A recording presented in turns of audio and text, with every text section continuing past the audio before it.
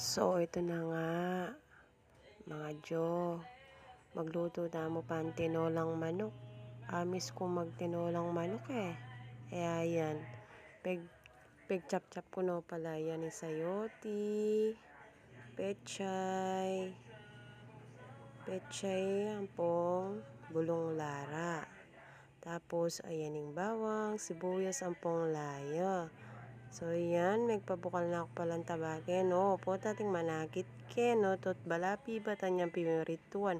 Opo, pibatan niya pong pimarituan manok yan. Sayang naman po, kaya yan yung gamitan ko. Yan, magpabukal na akong taba.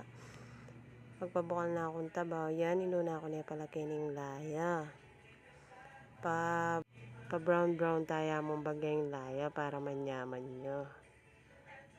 Diba, mekos tayo mo. Makanyan mo po yung